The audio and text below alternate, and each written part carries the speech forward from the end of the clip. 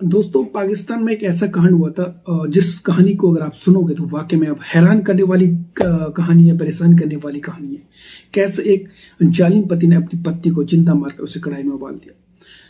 दोस्तों, ये कहानी है एक ऐसे सरफिरे पति की जिसने जिसे कह सकते हो वो पागल होता था, पिशाच था और अपनी पत्नी को ऐसा दर्दनाक मौत दिया। नमस्कार, आदाब, सत श्री अकाल। आज की जो मैं सच्ची घटना आपको सुनाने जा रहा हूँ, ये कहानी है एक हमारी पड़ोसी देश पाकिस्तान की। पाकिस्तान में एक व्यक्ति मोहम्मद आसिक, उसकी पत्नी नरगिस रहा करती थी। 2022 का मामला है दोस्तों, ये जुलाई का मंथ का महीना है 2022। एक मोहम्मद आसिक जो था वो चौकीदारी का काम करता था। उसके 6 बच्चे थे और जिसमें सबसे बड़ी 15 साल की थी, बाकी छोटे छोटे थे। तो सबसे बड़ी बच्ची थी, समझदार थी, और जो पत्नी थी वो अपने फैमिली में सब कुछ सही चल रहा था। और जब ये दोनों की लड़ाई अक्सर होती रहती थी, यानी हस्बैंड वाइफ की अक्सर इन दोनों की लड़ाई होती रहती थी। और एक और बात कहना चाहूँगा कि पाकिस्तान में तो वैसे भी पढ़ाई लिखाई तो होता नहीं है, गुंडागर्दी बहुत ज़्यादा होती है, तो इसलिए वहाँ अनएजुकेटेड पर्सन ज़्यादा है, एजुकेटेड बहुत कम मिलते हैं। तो इस ऐसे वारदात वहाँ पर ज़्यादातर देखने को मिलते हैं। दोस्तों, मोहम्मद आसिक और अपनी पत्नी के साथ जब रोज लड़ा करते थे तो ये रोज का मामला था, क्योंकि बच्चे भी परेशान थे इनको देखकर। जब ये रोज लड़ाई करते थे बच्चे डिस्टर्ब होते थे। 15 साल की बड़ी लड़की थी, वो सब समझते थे कि माता पिता कैसे लड़ रहे हैं, अब्बू और अम्मी। एक दिन जब इनका लड़ाई जब ज्यादा हो जाता है, जब 13 जुलाई की रात आती है और जब इन दोनों की हस्बैंड वाइफ की लड़ाई होती है, तो जो बड़ी लड़की होती है वो समझदार है और वो जब देखती है, जब वो अपने कमरे से बाहर आती है और जब अपने अब्बू के कमरे में जाती है, वहां क्या देखती है, जब वो देखती है वो चौंक जाती है। वाकई में हैरान करने वाली जो दृश्य था, जब उसने देखा कि जो उसके पिता है, जो उसके अब्बू है, उसने उसकी अम्मी को नीचे लिटाया हुआ है और जो औंधे मुंह लिटाया हुआ है उसके ऊपर चढ़ा हुआ है और उसका मुंह दबाए हुआ तकिए से, और उसकी माँ रो रही है, चिल्ला रही है। लड़की देखती रहती है, लेकिन कुछ बोल नहीं पाती। छोटी बच्ची है बेचारी, 15 साल की जरूर थी, लेकिन वो अपने अब्बू से डरती थी। और जब वो इस हालत में देखती कि जो उसके अब्बू है उसकी मम्मी के ऊपर चढ़े हुए हैं और उसे मार रहे हैं, सोचा, लड़की थी, सोचा कोई नहीं, सुबह तक ये सब शांत हो जाए। जब लड़की अपने कमरे में जाती है, जब सुबह होता 4 बजे, जब लड़की की आँख खुलती है, अक्सर उसकी जो माँ थी, जो उसकी अम्मी थी, वो अक्सर सुबह जल्दी उठ जाया करती थी। लेकिन जब 13 जुलाई की रात हुई और जब 14 जुलाई आया और जब सुबह देखा उसने कि उसकी माँ जो है वो कहीं दिखाई नहीं दी, तो वो सोचती है माँ, उसकी अम्मी जो जल्दी उठ जाती है, लेकिन उस दिन नहीं उठ पाई। तो जब उसने इधर उधर देखा, कहीं उसकी अम्मी नहीं मिली।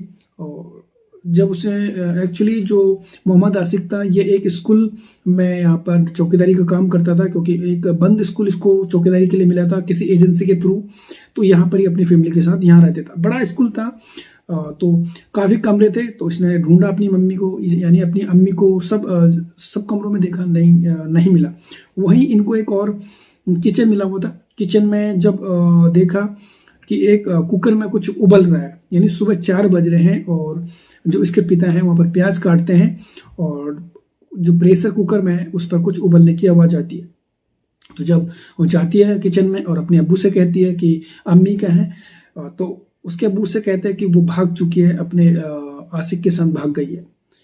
तो लड़की को विश्वास नहीं होता, तब वो कहती है अब्बू इसमें क्या है प्रेशर कुकर में। जब वो देखती है, वाकई में हैरान हो जाती है, उसके नीचे से जमीन खिसक जाती है। देखती है उसकी जो अम्मी, उसका सर, धड़ और नीचे टांग उसने काट कर उसे उबाल रहा था।